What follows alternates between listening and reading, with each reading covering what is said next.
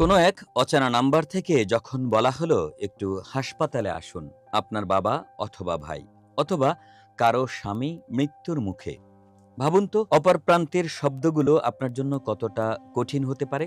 ঘটনা যাই হোক, আপনাকে এই বাস্তবতা মেনে নিতেই হচ্ছে। ৭ মাসে ১১৭৭ মৃত্যু সংখ্যাটি আমাদের সড়কের বর্তমান অবস্থার প্রতিফলন।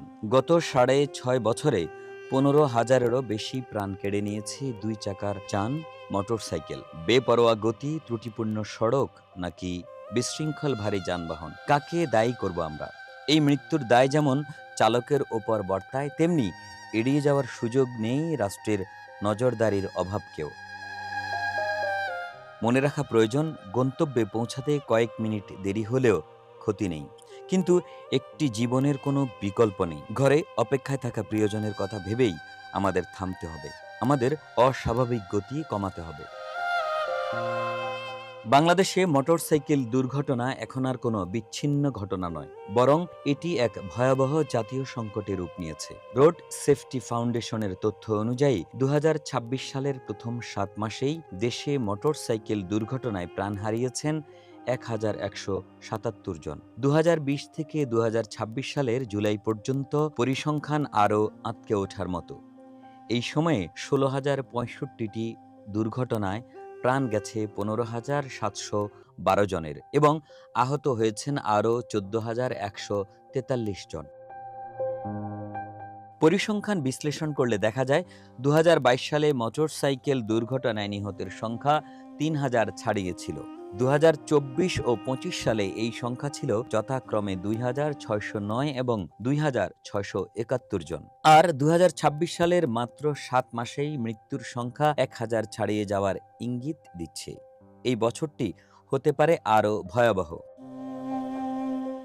সবচেয়ে শঙ্কার বিষয় হলো, এই মৃত্যুর মিছিলে বড় একটি অংশই তরুণ। নিহত ও আহতদের প্রায় ৫৮%-ই বয়স ১৩ থেকে ৩৫ বছরের মধ্যে। যে বয়সে একজন তরুণের উচ্চশিক্ষা শেষ করে কর্মজীবনে প্রবেশের কথা, পরিবারের হাল ধরার কথা কিংবা নিজের ভবিষ্যৎ গড়ার স্বপ্ন বোনার কথা, সেই বয়সেই গতির বলি হয়ে তাদের নিথর দেহ পড়ে থাকছে রাজপথে। প্রতিবেদনের তথ্য মতে প্রায় ৩৯% দুর্ঘটনা ঘটছে ট্রাক, কভার্ড ভ্যান ও লরির মতো ভারী যানবাহনের ধাক্কায়। ৩৪%-এর বেশি ঘটছে মোটরসাইকেলের নিয়ন্ত্রণ হারানো এবং ২২%-এর বেশি প্রাণহানি হচ্ছে মুখোমুখি সংঘর্ষে। এর পেছনের মূল কারণগুলো হলো বেপরোয়া গতি, ট্রাফিক আইন অমান্য করার প্রবণতা, দুর্বল আইন প্রয়োগ, ত্রুটিপূর্ণ সড়ক এবং নজরদারির প্রচণ্ড অভাব। সেই সাথে অপর্যাপ্ত গণপরিবহন ব্যবস্থা মানুষকে বাধ্য করছে এই ঝুঁকিপূর্ণ বাহনটি বেছে নিতে।